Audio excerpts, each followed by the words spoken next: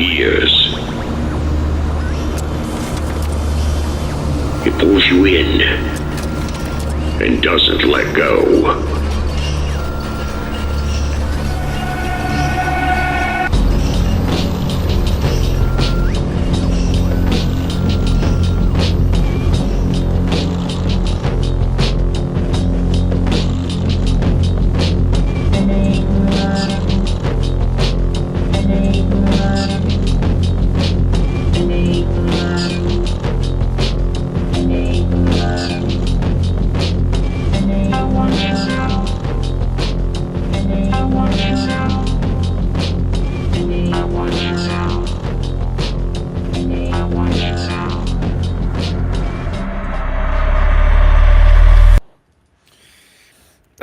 Okay. Hello, we are here with Johnson Riggs.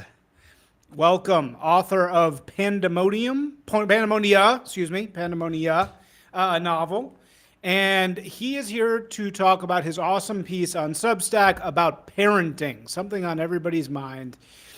He wrote it last year, but I think right now it's a great time to talk about it because it certainly is for me, because my children are now 1 and 4. And so I'm really getting into the parenting thing now.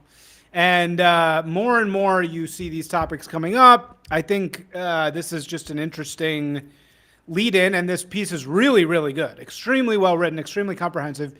And it focuses on this concept. It's called Make Your Children Hard to Kill. Great name. You write under Centaur Write Satire on Substack, which is like a Eminem lyric or something, and it's called "Make Your Children Hard to Kill." So what is this book about, or sorry, this article about, and what do you have to say about about parenting in today's world? Yeah, cool. Well, thanks for having me, Isaac, and Johnson Riggs. You can find me on Substack, Centaur Write Satire. It is more fun to write than to say, I suppose. It's a bit of a mouthful. It is like an Eminem lyric, though, because it's like, you know how Eminem is famous for rhyming stuff that doesn't rhyme? Yeah. And it's like Centaur Write Satire. It's cool because it's also meaning. It's like you have two symbolic creatures in it, like the centaur and the satyr, right? It's like, or is satyr just means kind of like a Lothario? Cool. Yeah, I guess it's layered. So came up with the handle because I don't use AI to write anything, but I do use it to manage by exception with my writing, especially with comedy stuff. A lot of what I write, I try to be humorous with. And my bellwether for working with AI is if it says something's funny, do the opposite of it. But it's a great line editor. It's a great, catching the extra words you put in there, punctuation, that type of stuff. Right, so, yeah. In digital parlance these days, a centaur is a technologically enabled human being. I like to write, obviously. And then the image of a satyr. I have a perennial Halloween costume of goat legs, which just appeals to kind of my sensibilities, but also satyr, satire. It's kind of a play on words. So a lot of the other stuff I write is a little bit less serious than the topic of parenting, which I take pretty seriously. But a lot of the other stuff I write is pure shit postery. So just something to blow off steam. Nice. But yeah, you want to hear something funny about satyrs? I do. So I went to a Jungian therapist once. You ever heard of these Jungian therapists? So Jungian therapists, I don't know what they're fucking supposed to be, but if for some reason I got it in my head that it would be a good idea to see a Jungian therapist. And she was actually really cool. But she, the whole thing is archetypes and understanding yourself via archetypes. And the first thing I asked her was, which archetype am I? And of course she goes like, okay, this doesn't work that way, like it's not like one, it's blah, blah, blah. I was like, all right, but like, give me one. Like, what's your opinion? What do you think? Which one do you think I am? And she had this satyr goat, half man, half goat, Pan, right? Pan, the goat man, the horny goat man. Yeah. She had that like a statue of it among other statues in the corner, and she was like, "Yeah, you're basically a Pan. You're a satyr. You're a Pan. You're like a horny woods nymph who's just like raping everything that comes near." Well, look, you got the Hawaiian shirt I was on. like, wow, okay. I really didn't expect that at all, and I was like, oh, interesting that's what you think. Anyway, that's so great. I'm right there with you with being a satyr. Yeah, you got to choose your character, I suppose. Right. You have a spirit animal? My spirit animal, I think, is a coyote. I feel very a great deal of kinship to coyotes. That's awesome. I grew up out west, and Yeah. I agree with that. It's great. It weighs very heavily in like a lot of Native Americanness. Um, but yeah, I grew up in Reno, so Oh, uh, wow. I would say my animal avatar is the bighorn sheep. Oh, Oh also yeah, a Western thing. Yeah, oh yeah, nice. big time. Yeah, So cool. yeah, Why are you a bighorn sheep? sure-footed, big Oh, horns. nice. Enjoys high places. Yeah. Okay. Yeah, Cool. Enjoys high places. yeah. Nice. What does that mean? What's the meaning of that? Okay, cool, man. Well, great. All right. So tell us about parenting. Oh yeah. Okay. So back on the ranch. So yeah, I have young kids too. They're 4 and 6. So the 1 to 4 age range you find yourself in, that's definitely a unique set of challenges. Um, I feel at this age, like it's really cool to be an active dad and you know be part of sports and wrestle with my kids and all the cool classic dad stuff. Um, One of the most insidious, and by insidious, I don't mean evil, it's just kind of all permeating, right? Is this concept of the mommy blog or the mommy influencer. And, my wife's like many millennial women, and she's an educator by background and has a pretty darn good velvet glove with the kids. And this concept of gentle parenting kept popping up in the feed. And I started interrogating it versus other historical parenting concepts. And one of the things that I sort of stumbled across is, again, I suppose it's an archetype of people trying to atone for their own parents' mistakes in their parenting style. But it's sort of culminated in America with this very squishy sort of concept around feelings are kind of the ultimate arbiter of any scenario. And if you don't acknowledge and sort of tai chi your way through those feelings with your kids, then they're going to be more mentally unstable. They're going to be prone to depression and rumination. But what we're seeing now, especially if we look at like Jonathan Haidt and the anxious generation, you know, 10 plus years of that kind of parenting style have led to pretty poor measurable mental health from a lot of the Zoomer generation, especially. So that's sort of where the thesis of this popped up. And I started comparing it to, okay, what do the Puritans think about their kids? What did the boomers think about their kids? What did people from antiquity do with their kids? What's the role of the father in this society that's kind of overwhelmed by a lot of feminist impulses towards child breeding? And I back it up with some data there too.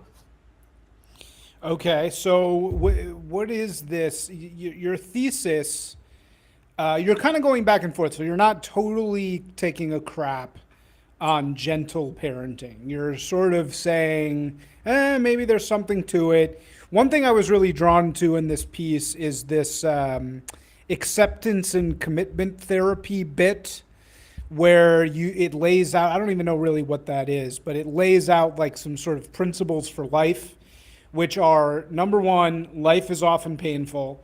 Number two, pain is usually growth and growth is good. Embrace the pain. Number three, when we avoid pain or attempt to outmaneuver it, we usually end up suffering, and with suffering manifesting in neuroses.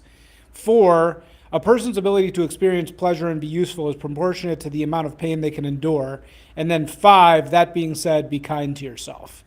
So this approach to life, which I fully embrace. It's amazing actually reading this because it's like, this is like completely my perspective.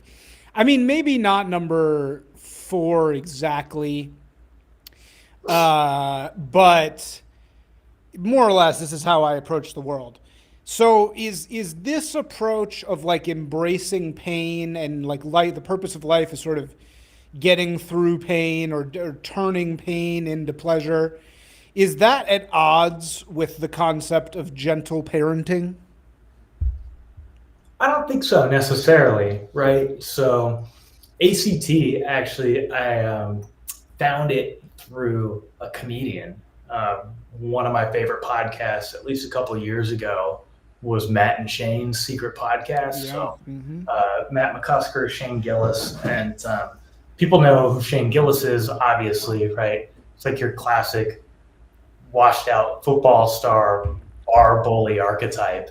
But his co-host, Matt McCusker, is sort of a stoner bro, but gets into the realm of esotericism and Jungian psychology. And this popped up on their podcast, and it being 2020, I decided to investigate and try one of those therapists on for size. So yeah, the precepts are. Wait, what did Matt and Shane say about ACT? Is it a therapy? Like, what is it? That's that's very interesting. Actually, I still have the book in my desk here. He's pulling out a gun. He's pulling out a gun, as that's what the sound is. No, okay. Get out of your mind and into your life by Stephen something. I mean, everybody's got something like that in a secret drawer, I'm sure. But dude, I find those books, those like self-help books, so much better than 95% of books. Like self-help books are kind of lame, but like actually, sometimes those books are like much better than like stupid. Oh, let me read your stupid book about. Oh, I'm such a disaffected artist. Self-help books are like kind of underrated, actually. But anyway, sorry. Yeah. Well, I mean, especially if they're helpful, right? Yeah. And I've found some really interesting kind of non-fiction manuals here on Substack. One's called The Pillar of Wisdom by this ex-Manosphere guy, GLO. I haven't heard of that one. Interesting. Absolutely bonkers writing style. It's a beautiful book. Another one called The Culture Thug Handbook, The Bushido of Bitcoin, and they're all sort of wrapped in a philosophy about some kind of modern concepts, whether it be dating strategy or fiscal strategy or politics or whatever.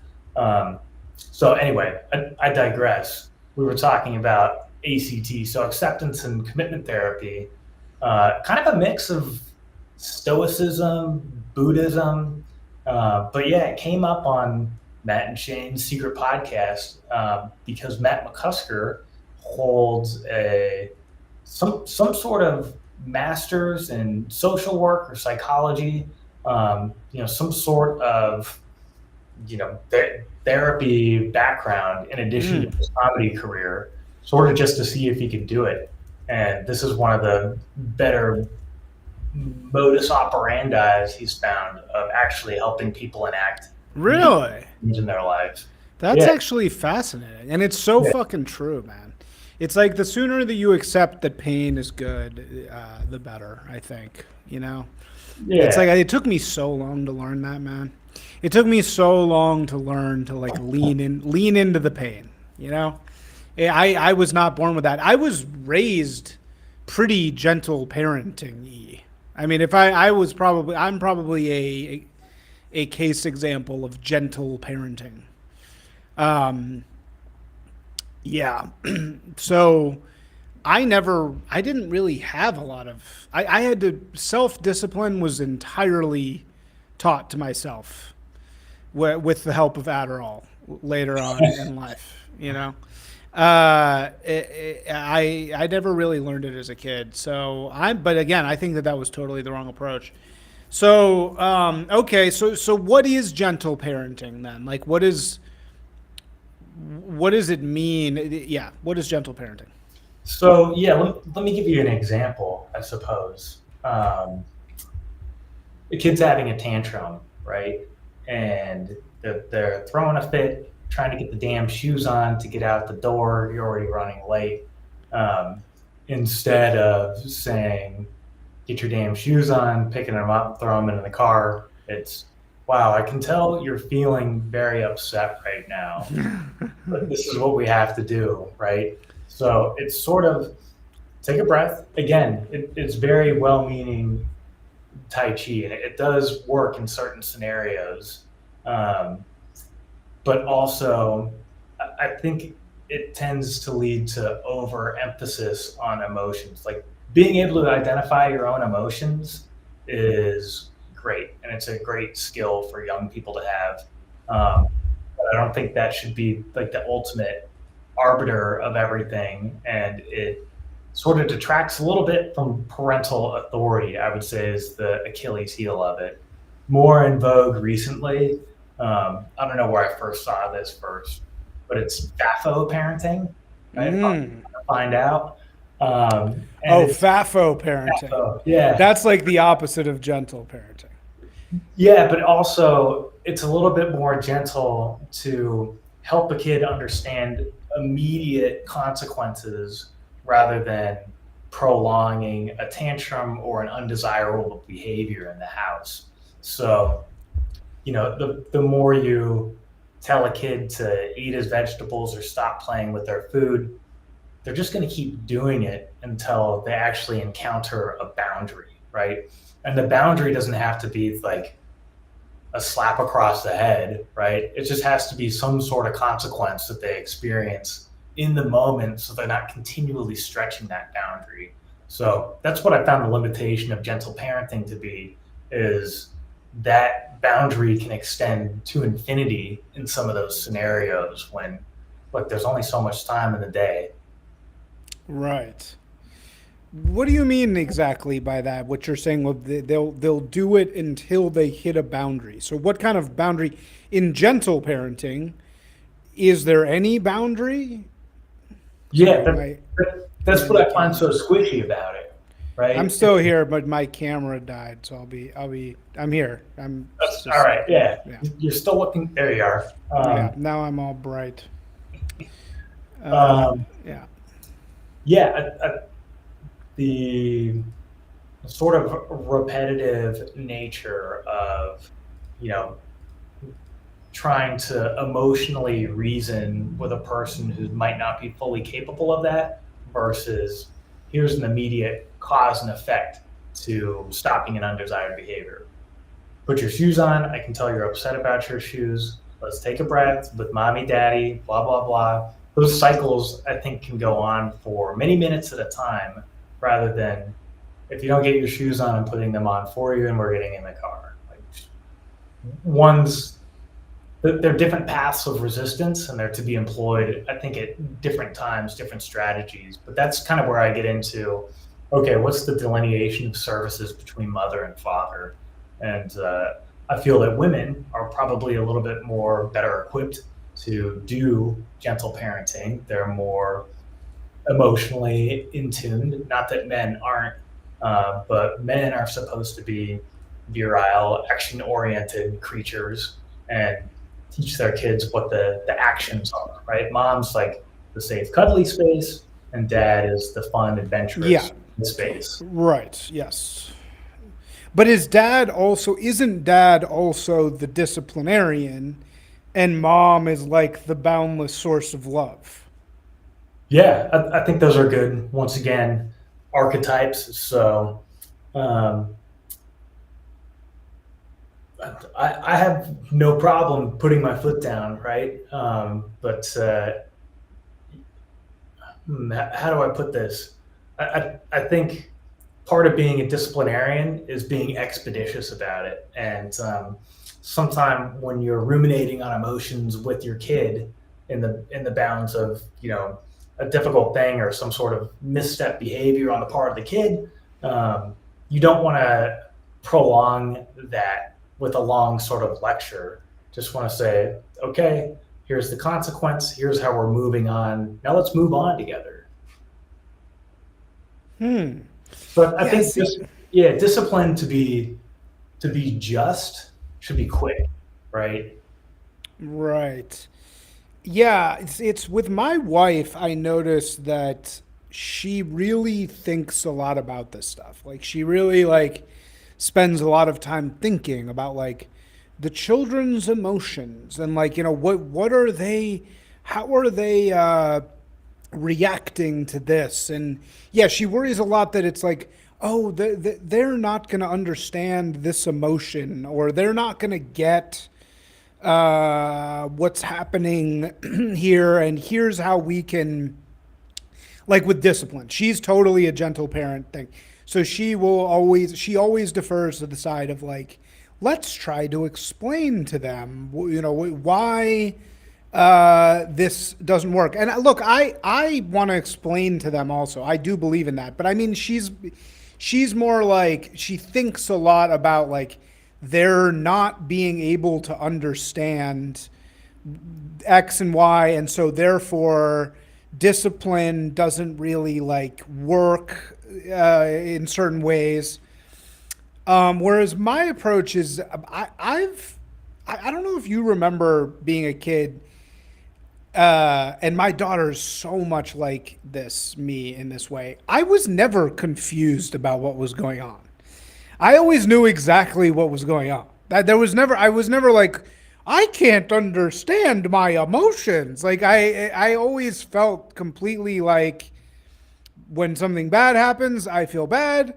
When something good happens, I feel good. I had a phase when I was a kid where I had really super bad OCD, where I thought like my parents were gonna die, and so I like would tie my shoes in the hallway at a certain time. Luckily that totally went away, but it was definitely like clinical OCD. So I did have a period of that happening, and it's like I had a hard time letting it go. I don't remember how I even got through that, but so I get that there's like weird mental impressions as a kid, but I never personally worry about my children not understanding discipline. Like for me, it's pretty simple. If they do something bad, they either get yelled at or I take something away from them, right? I mean, I'm not, I'm not going to hit my kids. I don't really want to hit them. I don't really believe in like, I also have girls. If I had a boy, maybe. I mean, also they're so young, so it's I mean, like later on. You want to tune that kid up at some point. Really? I haven't, right? But sometimes. How old are yours? How old are your 4 and 6. 4 and 6? Yeah. Okay, so yeah, you're right in the thick of it. Yep. So yeah, what's that like? It's really cool. I think maybe my oldest was 2 at the time, and I shared with my wife, like, I didn't think I'd enjoy being a father this much. So it does, it's cliche, but it does change you. And Totally. if you think you're ready, you're not. And if you think you know what the expectations are, you don't. And that's one of the best parts about it. And you also don't realize how much you imprint them. Like your behavior has a drastic effect on who they are and like how they behave. Like you really have a huge influence on them. Like and they're so built around you and how you interact with them. My daughter, again, I'm kind of a guy who I really don't like being told what to do, and I really do. I hate the societal pressure. It makes me disgusted. So this whole thing of like, I don't even really smoke, right? But every now and then I'll have a cigarette. So at my birthday party, like months ago, we had it in this penthouse. We have a bunch of based people around here, so we all kind of like have this movable feast thing, and my daughter was there. I wanted her at my birthday party. I wanted her to say hi to everybody. And, she's really smart. She totally understands what's going on. And I smoked a cigarette at my birthday party. And she saw me smoking the cigarette. And of course, everybody's like, oh, she's going to see you smoking a cigarette. Like, this is the fucking end of the world. And I'm like, fuck off. Like, whatever. Shut the fuck up. People have smoked cigarettes for fucking millennia. Like, I can't smoke a cigarette in front of my daughter. Like, but last night, this is like 6 months later, she is like sitting on the bed and she's like going like this. She's 4. she's like mock smoking a cigarette. And my wife's like, what are you doing? And she goes, I'm smoking. And we were like, what? And she was like, yeah, I'm gonna smoke when I get older, just so you guys know. And we were like, oh God. And I was like, what? I was like, why are you doing this? And she basically said, oh, like, you smoke like at your birthday. And I was like, oh, great. Like, like exactly. That's a tough look. But yeah, it was so different. Not even 30 years ago, people were smoking indoors. I remember visiting my dad's office, and it must have been 1992, 1993. Cubicles, low ceilings. People are smoking in the engineering office. And it's also kind of like growing up in Nevada for me, nostalgic, walking into a casino and smelling people smoking indoors. It's not exactly perfume, but like I don't mind the smell. I used to smoke cigarettes too, and I think growing up in Reno, cigarette smoke indoors is like part of that's like the smell of your childhood, I would imagine. Well, because it's also that's the way to the arcade. That's the way to the nice restaurant, right? Right. Casino floor on the Silver Legacy. There's a steakhouse there. It smells like cigs. But yeah, cigarette on the birthday sounds awesome. When cigarettes are good, man, they're so good. I'm really not that into cigs. Like I'm much more. The cigarettes are like one of my least favorite substances, to be honest. And it's only when I'm drinking or like when I'm, really working hard. Like cigarettes were great for law school and shit like that. But I really don't love them. I'm not like a big nicotine guy. But anyway, the point is they just shape you. That you really shape them. You really shape their attitude and who they are. I mean, I think later on in life, genetics take over. I think that happened to me. I think like I was raised very differently than I turned out. And I think that was because once I was out of the house, your genes kind of your genes catch up. And you don't, that's why it's always like twins, right? Twins raised in totally different environments, usually in the end of the day, end up very similar in their lives. Because I think like later in life, your genes really fire up and it's kind of like, okay, you're kind of going to be who you're going to be. But in those early years, you are such a reflection of your parents. I don't know what you think about that. Yeah. So my older one is my clone, basically. Yeah, same. I feel like Forrest Gump, when he comes back from school and has gotten in trouble or something, it's like, is he like me? And he's so much like me that it's, I guess it makes it equal parts challenging and easy to raise him. Like I kind of know exactly what his motivations are. Same exact thing, dude. Like my daughter is so similar to me. My first one. But anyway, sorry. Keep going. No, I mean, that's it. So how much can I nurture? What can I prevent them from dealing with? How much shelter do I provide from the outside world versus letting them figure out things on their own? It's kind of a delicate balance, especially, back to the gentle parenting thing. I want to, it can't be so overt, but I want him to be into doing masculine stuff because he's a boy. Well, both my boys, right? Because, the demographics of education and the pedagogy right now is just overwhelmingly female. Yeah, look at this fucking gentle parenting. There's a corporate Memphis gentle parenting like pamphlet. And it's, of course, in corporate Memphis, which is like the visual language of Globo Homo. Right. And even in the picture, key elements of gentle parenting is what we said at the top. And it's some nice dad talking to the boy. Empathy, understanding, healthy boundaries, respect. And the boy, it looks gay. The boy is like making like a gay hand gesture as a what is he, fucking 12? It's like, what the fuck? It's like... This is literally saying gentle parenting turns your kids gay, and that's good. It's like, look at. He's like, I'm just a nice. He's like, I'm just so enchanted by you, Daddy.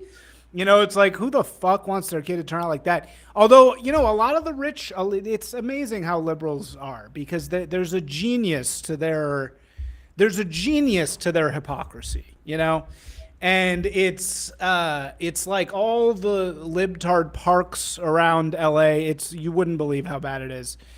It's all these parents with, protect trans kids shirts with knives on them.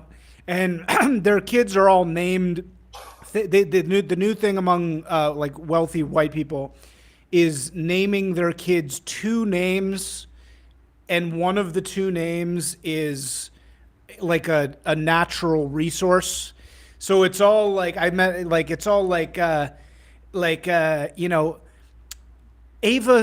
River. And it's like, they do that. It's like two words. I'm really trying hard not to say real names that I know. So that's why I'm not doing it very well, but it's all like, Smith Lake. And then there'll be the last name. That's just the first name. And they make you say both of the names. That's a big thing now. But anyway, like these parents are so ultra liberal and they're constantly signaling their liberalism, but at the same time, they're masters at keeping their kids away from consequences of that ridiculous liberal parenting. They somehow both signal anti-racism all day long, yet magically, through layers of cognitive dissonance and ranking systems, end up sending their kids to schools with all white people. Whereas, I'm not going to do that. I'm going to send my kids to a very good public school. Whereas those white people at the park with, Elliot fucking Dirt. This fucking does so bad. I wish I can't do it right now because I'm trying to not say the real names. But whatever their fucking names are, they're not going to send their kids to public school. They're going to send their kids to some fucking perfect school that's all white people somehow. And I'm not going to do that. So anyway. Yeah, it is interesting, okay, everything's an echo chamber when people agree with you. But by the way, in defense of the kid on that infographic, the dad's gay too. Yes, so, it's the dad and the kid. Everybody's gay. He's making a new gay. This is how to make another gay kid. That's what this is an instruction manual for. Man, I mean, you're in LA, right?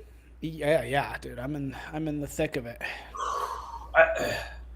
It's just crazy what they've done with the place. No, you probably get tired of talking about it, but holy smokes. The absolute cartoon characters that some people are making themselves into, and just the blatant hypocrisy of, having the woke merit badge and then, sending your kids to private school or something like that. Actually, got just a little spat with a friend recently I think I made some sort of off-color joke, and he's just like, I can't believe you said that about black people. And I was just like, bitch, you live in Boise, Idaho. Yeah. I have black people in my family who I love.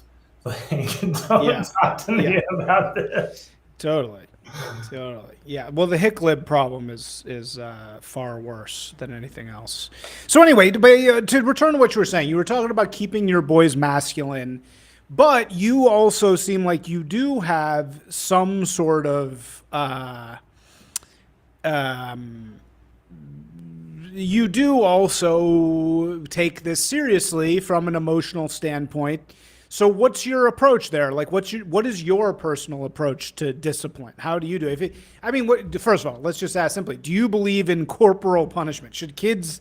I mean, not at the age that our kids are, that's really young, but once they get old enough to really fuck you up, should there be hitting? Should you hit your kids? This is a question. I don't know really the answer.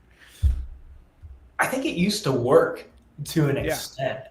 I don't think you should hit your kid in anger or drunkenness. This is like already entertaining this is a big no-no, right? And I think from an intellectual perspective, like you should look back to the past or what Thomas Jefferson called our barbarous ancestors and like, what did they get right?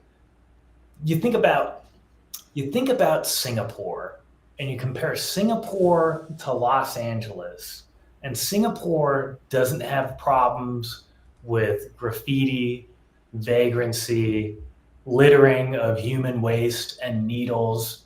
And you should seriously ask yourself, which society is more free and which one employs canings on criminals, right? And that's, again, sort of like the swift hammer of justice. And we're supposed to drop our monocles into our martinis when we hear about something like this. But it doesn't seem that bad because Singapore works, damn it. And there's a lot of things that are degrading in society. So personal standpoint, I don't want to hit my kids, right? I don't want to have to be put in that position. I think there's maybe another way. If somebody shared with me that they hit their kids for a justified reason, I swear omerta, if you want to share that with me, right? Yeah.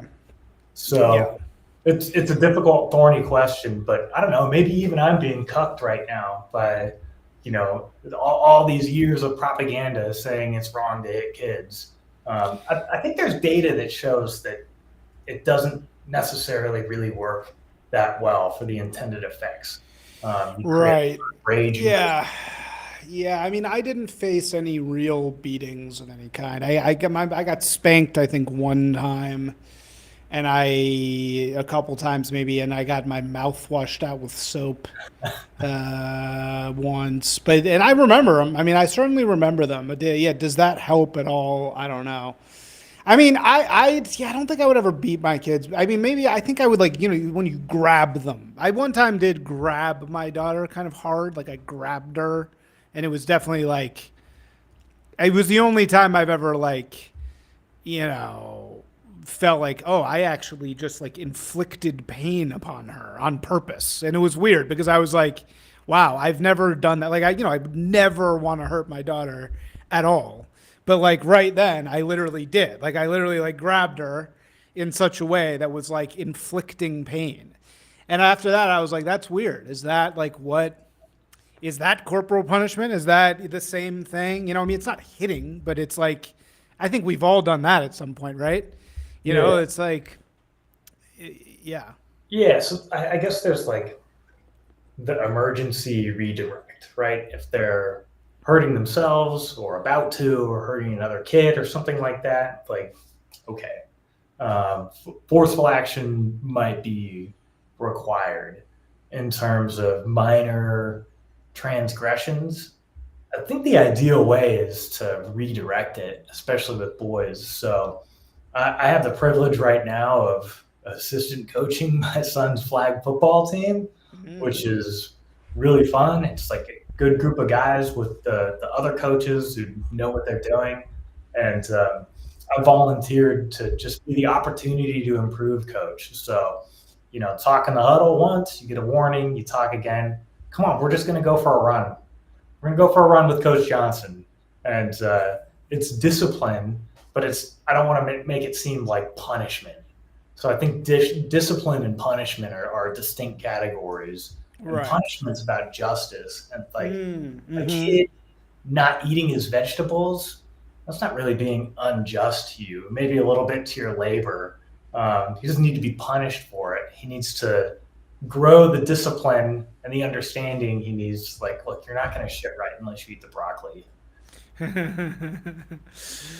The difference between but isn't thinking about all this like it reminds me of the discussion of should there be the death penalty, etc. I think not having the death penalty is a mental disease. I think that it's like when I see people being like this, the entire idea of criminally insane to me is ridiculous. It's patently ridiculous because look, whether or not the point is actually in the end of the day to remove somebody from society, which is, as you're saying, that's more, it would be removing somebody's society. Would that be punishment or what are the two again? There's a difference between punishment and discipline.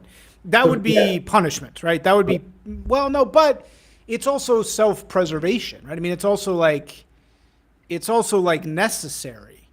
And then the other instinct is, justice, right? And I think our society being cucked as it is, as that infographic just showed, where dads really do, it's fucking insane. Dads in LA, it's like they want to turn their kids gay. It's so fucking weird.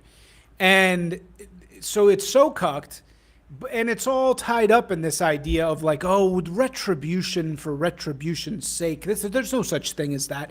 There's no such thing as justice, right? But it's like, it's the same fucking thing. It's the same, like the instinct to hit your kid when they do something wrong, not that you should, is in a way indistinguishable from the justice element, right? Because it's the same thing. It's like, why even parse it? What's the point of parsing it? Like for me, punishing my daughter, it's something that, yes, my emotional animal self wants to do when she does something bad, right? I want to do it just as a reaction, but also it does serve a purpose. I also want to do it cognitively at the same time. So like, why worry about the difference? Well, I guess you can get into whole theories of justice based on that. So, when you've been, let's just take kids out of the equation, and somebody, 150 years ago has stolen your horse, and you can demand satisfaction. You can duel that guy if you want to, or you can extract a fine from him, get the horse back. Now, everything is diffused into a bureaucracy. And nowadays, somebody steals your car, the state takes the fine, and they also pay for his prison internment. And it's just like, well, what do I get out of it? And it's just like, well, you get the satisfaction that this guy's in a cage for 18 months. It's not very satisfactory justice. So when we're talking about bringing justice and peace to your home, it doesn't matter if the rules are arbitrary as long as they're consistent. Just some sort of semblance for your kid that, hey, actions, good and bad, have consequences, and I know how to deal with this. Like, things at home make sense.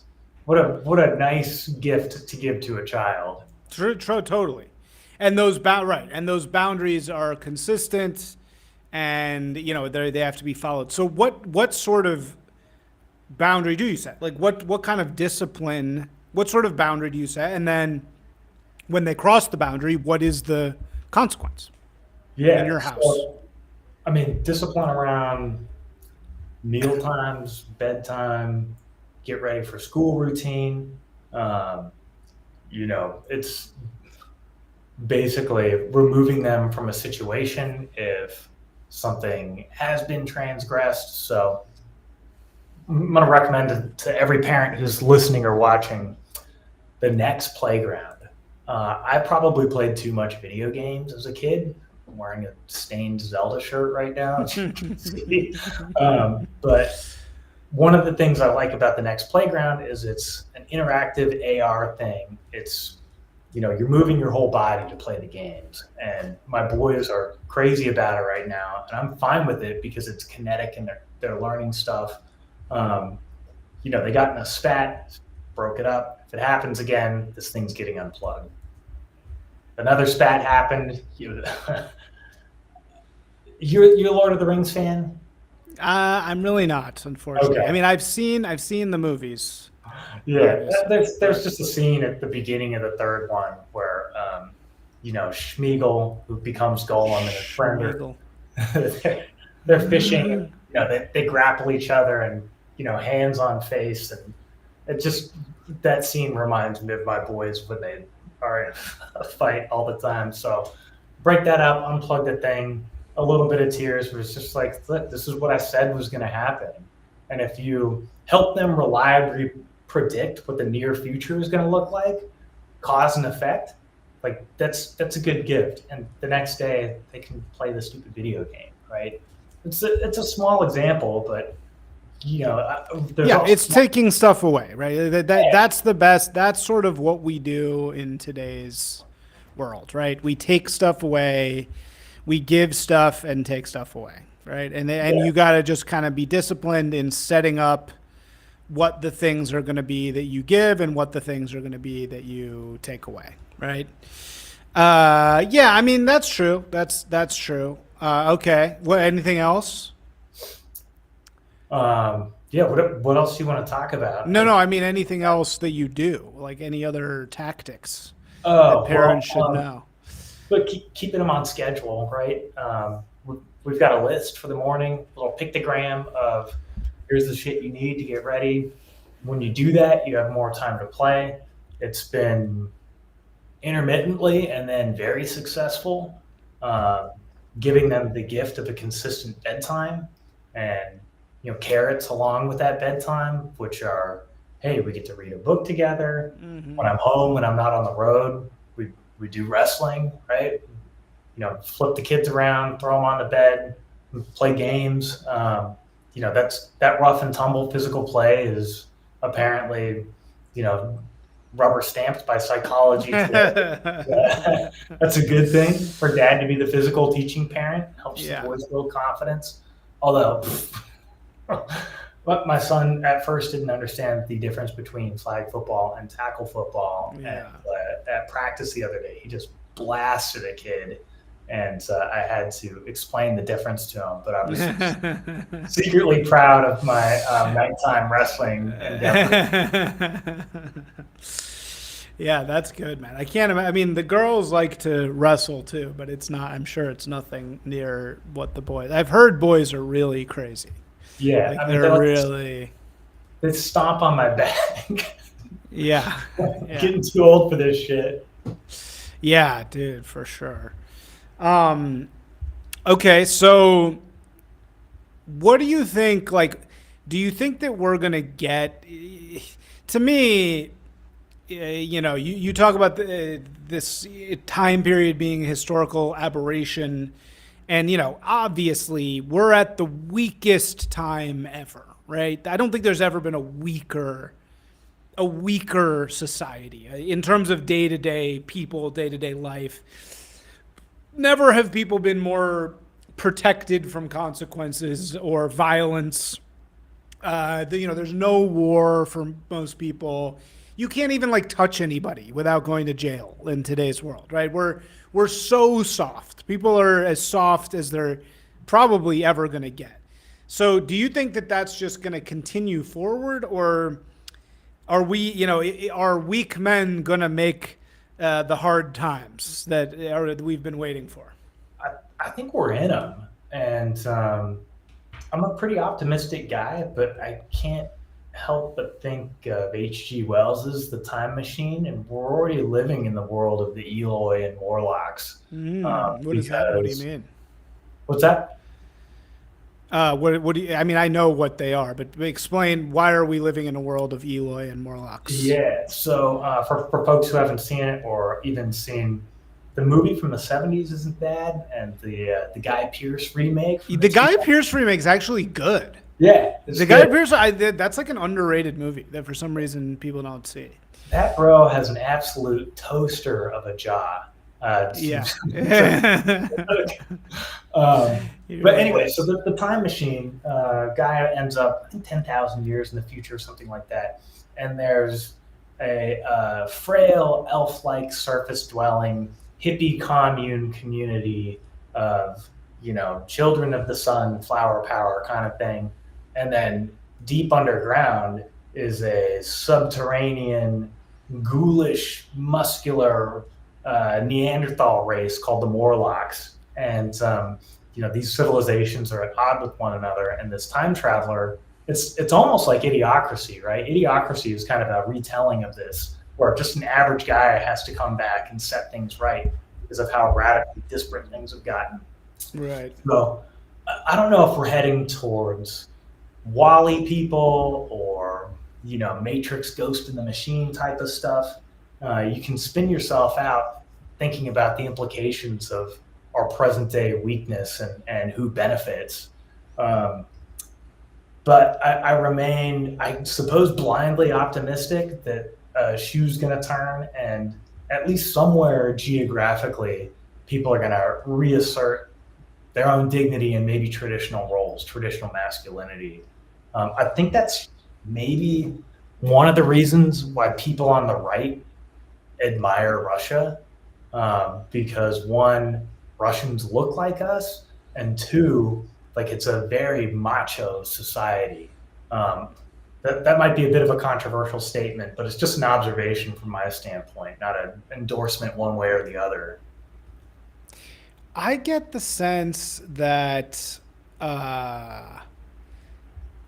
we are never going to be this bad. I mean, it's already, somebody should have taken over America. It's a symbol of.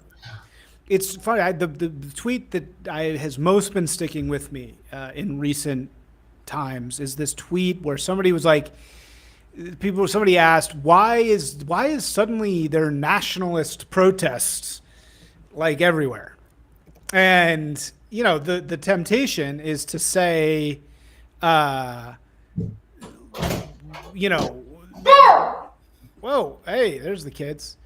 Skeleton mask. All good. All right, we'll get you out of here in a second. Gonna be the star of the show? Oh, there he is. We got the kids. What's up, kid? Where's your skeleton mask? He's running away. So the temptation is to say, oh, it's because the global, there it is, global corporatocracy has taken over everything, and it's just a natural reaction. The nationalism is the sort of reaction, right, to that, and that's true. But this tweet was saying no, or it didn't say no, but it was saying the reason why that's happening is that American culture is global culture. So we have MAGA here, and so now there's MAGA everywhere, right? And so I think that it's a function of our deep femininity, our deep total subservience to women, that we've exported like feminized technocratic peace, right? So that everybody around the world is now like, we don't do war either. Nobody does war. We don't do war. And yeah, sorry, go ahead. One of my great friends, he's a very smart dude, and he works at the Pentagon, and he's a career patriot, very smart, capable, and politics aside, his understanding of the history of the post-World War II consensus is we culturally castrated the Germans and Japanese. Yeah. And you look at their societies too, and it's kind of funny, right? Because you look at like Bruno or the anime boy, and it's just like, oh man, maybe we went too far. Yeah, right. Yeah, well, but I mean, even those were, even Japanese and German chauvinism, those were a reaction to liberalism in a lot of ways. You know, it's like they were kind of a reaction to this endlessly feminizing Leviathan that, here goes my camera again, that was, I guess, born in America and has spread across the world, you know, and is seemingly completely uncontrollable. But anyway, in my perspective is, we've been building up this war for fucking ever. And when the dam breaks, the dam is going to break like real hard. And we are going to, everything will go back to everybody suddenly remembering and understanding what men are for. You know, I mean, why we're here and that it's actually necessary. That's where I think we're headed. We're headed towards the Great War, and it's going to come one day, and we're not going to be, it's just going to be one day we're living like we are right now, and the next day we're fucking it. That's what I think. But hey man, that sounds better than a laptop job some days. I totally agree. I'm like, fucking bring it on, man. If I die without the Great War happening, I'm gonna be pissed. I'm just like, let's go. I mean, It's gonna suck. I say this as such a naive piece of shit. It's like, well, I'm sure people who've actually been in war are gonna be like, you do not want that, right? And I'm sure that that's true. But at the same time, I want to see it. I want to see it before I'm done. Anyway, all right. Really quick, show your book, and then I'll get you out of here. Oh, heck yeah. Well, I appreciate that opportunity. So the cover artist did a beautiful job with this. So Pandemonia, one of the interests we didn't get to talking to is my interest in conspiracy theories and reinterpreting conspiracies as modern day legends.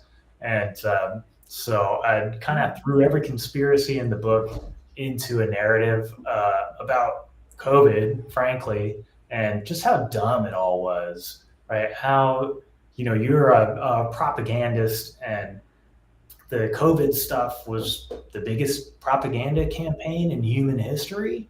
And rather than, argue facts and reasons, just like, why not just put a narrative together about this? So it turned out funny. My wife said it's like reading a Naked Gun movie. The reviews are overwhelmingly positive on Amazon. I had a blast writing it.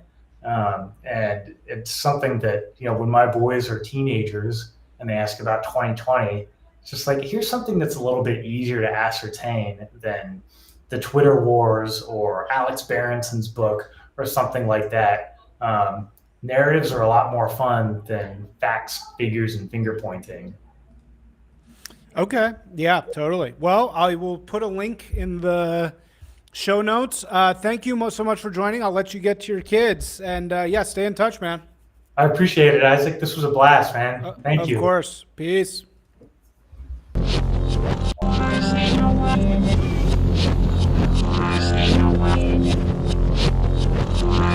way.